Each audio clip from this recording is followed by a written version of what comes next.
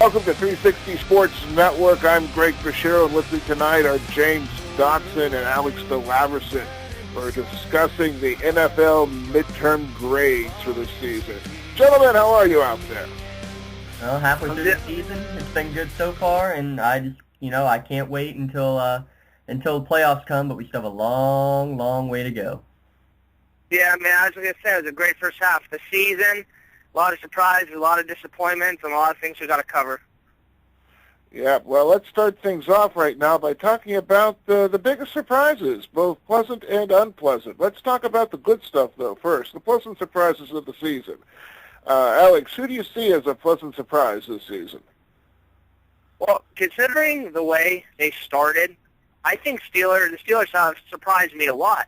I mean, having 7 turnovers the first game of the season and getting demolished by the Ravens, for them to come back and beat the New England Patriots, who they haven't beaten since 2004 with Tom Brady, you have to give them a passing grade. The way they played against New England on Sunday, they could beat any team in the NFL. Now, of course, if they play like the team that went up against the Colts or even the Jaguars, they could also lose the team in the NFL. So I've been pleasantly surprised by the Steelers. I don't want to say surprised by the Packers, but because they were my Super Bowl pick, but are undefeated. And they're leading the way right now. So I actually think the Steelers, as of now, are the team to beat in the AFC, and of course the Packers are the team to beat in the NFC. Interesting. How about you, James? Well, the obvious pick would be the Detroit Lions, but that wasn't as big of a surprise for me, starting out 6-0, being the next to last team to go undefeated. So again, I was expecting them to be it, so that's not as big of a surprise. The biggest surprise for me has to be Jim Harbaugh and the San Francisco 49ers. They are 6-1, completely dominating the NFC West, and here's a stat for you. They've allowed only 107 points all year. That is the lowest of any team in the NFL. Now, you're going to say, of course, that, well, they're playing the abysmal NFC West who can't score. Well, guess what? They've only played one game against a team in that division. So this 107 points allowed is against teams out of the division. So kudos to the new regime out there in San Francisco, and I'm loving what I'm seeing. I can't believe it, but I could see them going far in the NFC playoffs if this continues. Yeah, and I think you can throw the Bills in there, too. I mean, they've been a really great surprise. It's like the Steelers, they beat the Patriots, and the way they won was great. And honestly, if they play the way they have been playing, they could get a top seed in the playoffs. Yeah, right now, my biggest surprise, though, would be the Kansas City Chiefs. Although the Chiefs were picked early on to be very competitive, when they lost the first 3 games of the season, and they basically looked like they were just going to be completely hapless and unfounded. This is a team that got it together and is right now tied for first place out there in the AFC West. So my biggest surprise right now is how Todd Haley has handled the Kansas City Chiefs, bringing them back from the brink of disaster and putting them on the potential to be playoff bound right now. I like that pick, Greg. And Kansas City should have beaten the Chargers the first time they played. They should be 5-2 and on top of that division. But even as such, 4 straight wins. Things are looking good in Kansas City, and that's after losing their top offensive player in Jamal Charles. Yeah. Now, my biggest surprise on the bad end of things would also probably go in that same division with the San Diego Chargers. Never before have I seen a team just start to self-destruct the way they had.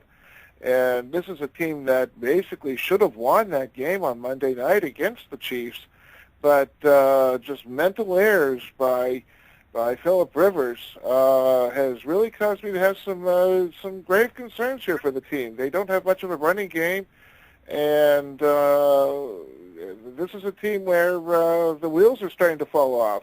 Antonio Gates has suddenly become a non-factor. Yeah, and I don't know. I've never been a big Phillip Rivers fan. This sort of thing does not surprise me to see Phillip Rivers go and make mistakes like this. That's just the way that he plays. He's leading the league in turnovers, 11 interceptions and 3 fumbles at this point.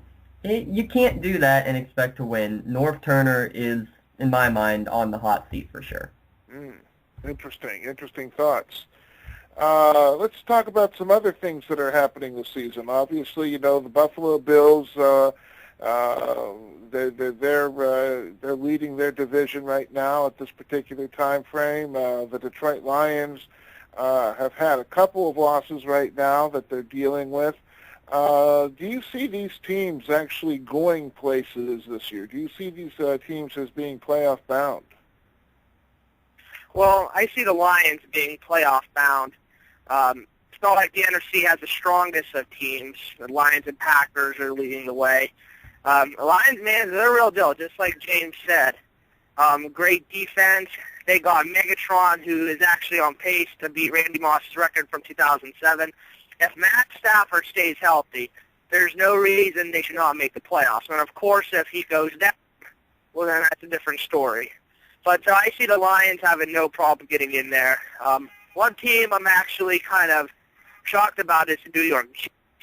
You know, Rex Ryan always promising a championship, Super Bowl. It's starting to get a little old now. And at 3-3, you start to have to wonder, is this team really going to go anywhere anytime soon? They might be able to pull it together, but as far as the Lions goes, I think they'll get in. The Jets, I don't know. But we'll see what happens with them. Yeah, I think the Lions are a much better pick to make the playoffs just because of their competition. There's really not many teams that are in wild card position right now. You look, Detroit's probably going to take a wild card spot. Beyond that, you have maybe the Eagles or the Cowboys if they make a run. Redskins look pretty dead right now. Beyond that, Tampa Bay or Atlanta all at 4-3.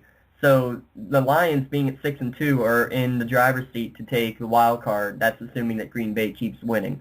Beyond that, though, in the AFC, you got Kansas City, Oakland, San Diego, Tennessee, all at 4-3. The New York Jets are 4-3.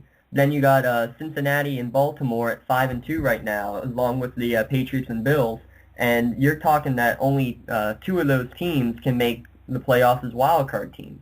So, I mean, in my mind, you can see the Patriots winning and the Bills only being one game behind, but you can easily see Baltimore or Cincinnati or maybe even Kansas City or San Diego having a better record and getting that wild card berth. So I think the Tides are going to be tough for the Bills because of their schedule and because of their competition and records within the conference. Yeah, that is interesting there. A couple other interesting things to note, too. We have two teams right now that have not achieved a victory whatsoever, and that, of course, are the Indianapolis Colts and the Miami Dolphins. Your thoughts on both of those teams? Are they in the Suck for Luck campaign? Well, you wouldn't think the Colts would be in the Suck for Luck campaign, but you know what? It might not be a bad idea. They could bring Luck in and have him go essentially the way Aaron Rodgers came up. Sit behind Brett Favre for a few years. In this case, sit behind Peyton Manning for a couple of years. I mean, there's really nobody better to learn from. So that wouldn't surprise me. Tony Sparano down in Miami, though, he is in big trouble. And they need a quarterback. So, I mean, if he knew he had his job for next year, I'd be wanting to lose all my games too. I need somebody to throw the ball out there, and what I have right now certainly isn't working. So, neither team is looking good, and you might see two teams at this rate who are going to go 0-16, unless Peyton Manning comes back in a Week 15 game. But don't get your hopes up. Now, this might surprise you, but if I'm Ken Wisenhunt, I would possibly entertain the fact of trying to get Andrew Luck. I mean, think about it. Kevin Kolb turned out to be, a bad idea. They gave away a lot for a guy who only had a few career starts. And, of course, no one wants to try and lose games. But Andrew Luck to Fitzgerald in the future, I mean, that sounds like a lethal combination. Of course, Ken Wisenhunt is on the hot seat. Of course, he did some very great things for that franchise, leading them to the first Super Bowl, then another playoff appearance. So, in me, as a Ken Wisenhunt fan, and the rest of Pittsburgh West down in Arizona, I'd like to see them win, but if they do end up with, 14 losses, maybe you should try to set up the last two games or whatever to get Andrew Luck. So I don't think it's the worst of ideas. Now, that brings up an interesting thought pattern right now as well. We're talking about coaches right now that are in the hot seat this season. And, of course, everybody knew going into this season that if Miami had a bad season, that Sparano would be gone. Sbrano was almost gone after last season, and of course, hope springs eternal every season. Now with Sbrano obviously on the hot seat right now, we have Ken Wisenhunt, who is who's struggling right now, and we also have some other coaches that seem to be somewhat on the hot seat at this particular time frame. Of course, Todd Haley was a little on the hot seat, but right now his team has picked up a nice streak, and I think his job's safe right now. But how about Spagnuolo over in St. Louis?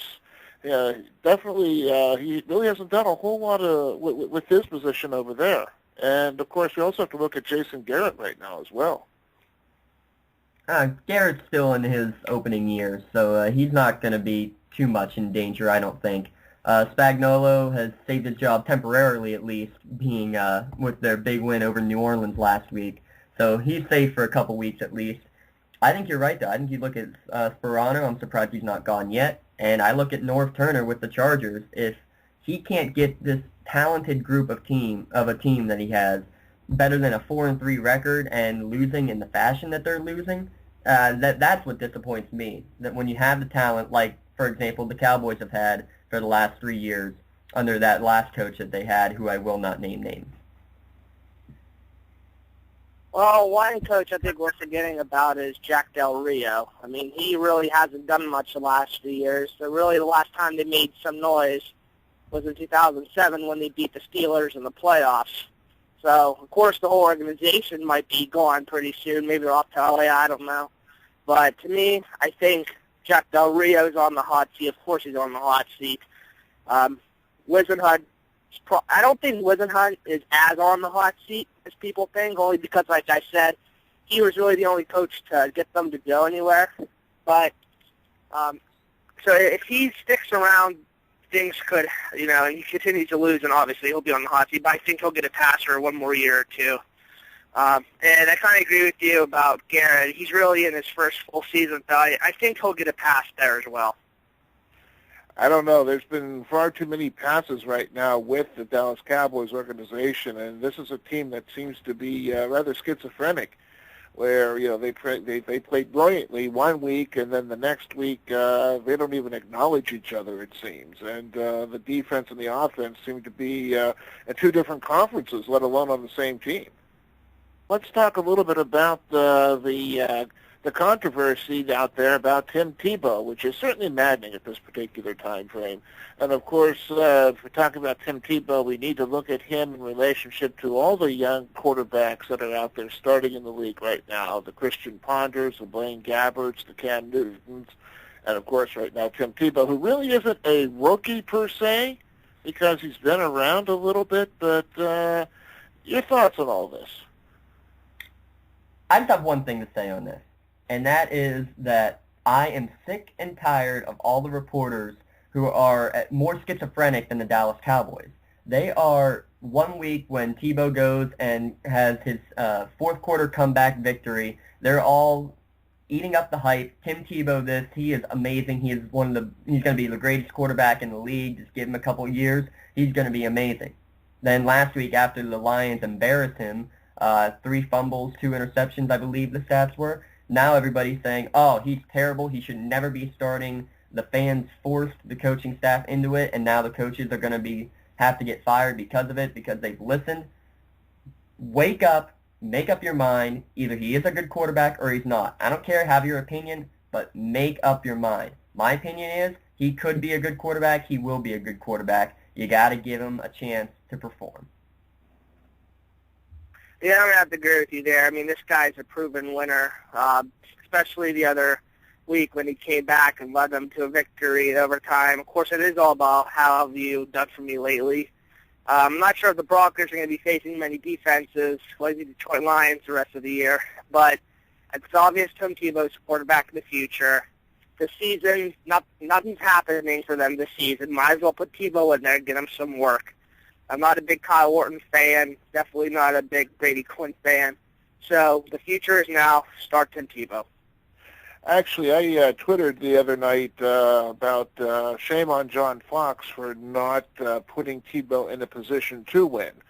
He knew that he was starting Tim Tebow against a very tough and stingy Detroit Lions defense. And imagine those words being said a year ago at this particular time frame. Well, we're talking about the Detroit Lions now, and of course they have rebuilt. They are a tough team right now.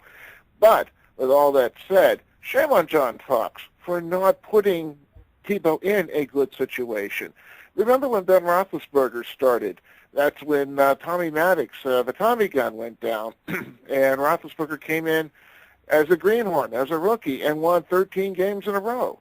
And basically, they watered the playbook down. They gave him a limited number of plays to execute, which, of course, Roethlisberger did brilliantly. And, of course, we're talking now about a quarterback that has two Super Bowl championship rings, and is leading the Steelers into, I believe, another playoff-bound season. But with all this said, they're not letting Tebow develop properly. I remember when Aaron Rodgers was very new to the league, and whenever he was drafted, Merrill Hodge, an ESPN analyst, was stating that this was the quarterback that had the absolute worst skills that he's ever seen coming out of college, and that he would never make it in the Green Bay system. Now, fast forward a good 5, 6, 7 years since he's been with Green Bay. Well, this guy's the greatest thing since sliced walnuts, and he's breaking all these records, and he's doing a fantastic job.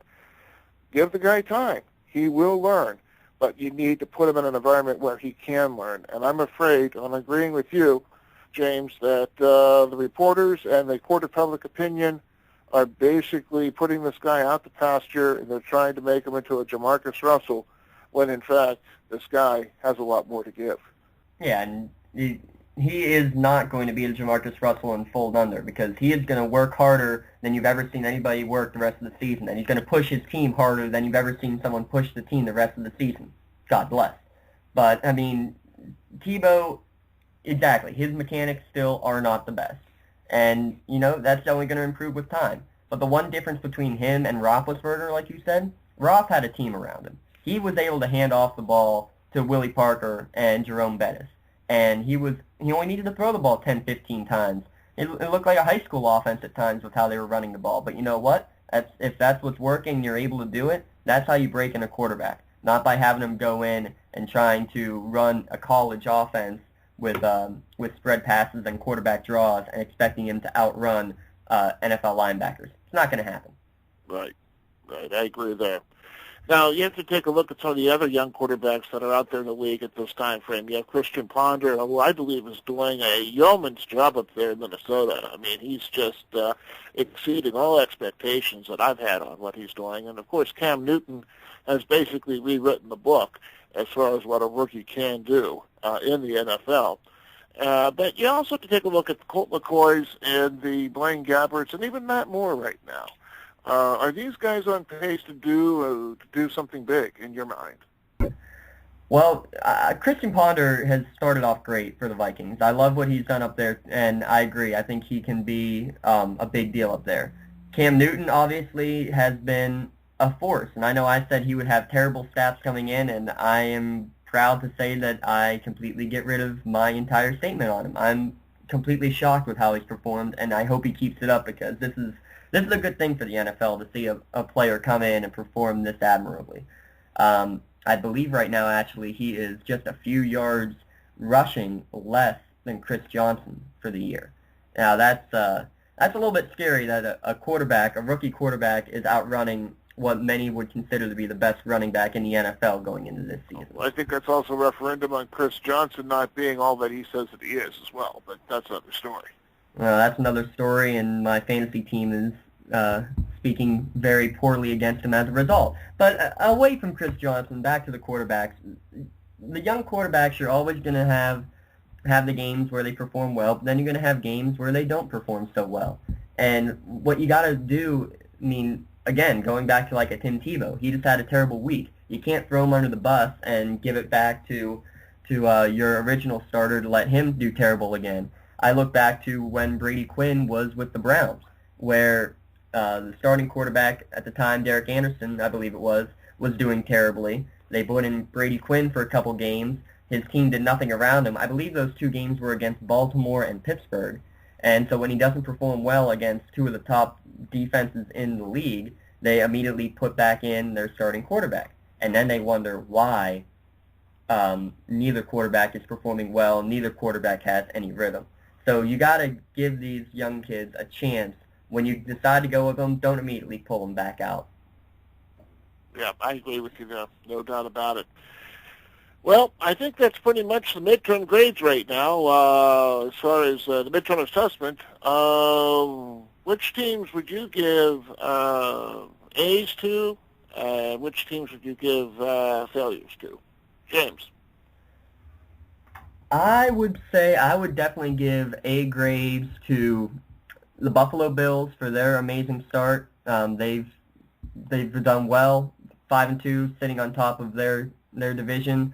I would also give an A grade to, you know what? I'll say it. I'll give it to the New York Giants. They've very quietly gone a 5-2. And I mean, I've never been an Eli Manning fan, but right now he's just getting the job done. And then obviously you can't overlook the Green Bay Packers at 7-0, so you got to give them an A grade as well. Well, obviously the A grades go to teams like the Packers and Patriots, but those were to be expected. But we'll give the good grades also to the Lions and Bills, like we mentioned earlier. Both teams playing really well. Bills 5-2, Lions looking like they're going to make the playoffs unless Stafford goes down. So I'll definitely give those guys A's. Now, you definitely have to take a look at the leaders of the class, and of course, the leaders of the class are obviously the Green Bay Packers. Obviously, they're an A grade, but yeah, I would have to give an A grade to the New York Giants, who very quietly are getting things done. They grumble and complain amongst themselves, but they do find ways to win.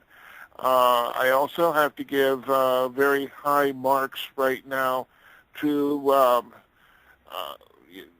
the Kansas City Chiefs right now for basically overcoming some major obstacles. I don't say I would give them an A, but I would definitely give them, I would say, a high B in how they're approaching the season. And, of course, the Pittsburgh Steelers I have to put up right up there with the Buffalo Bills.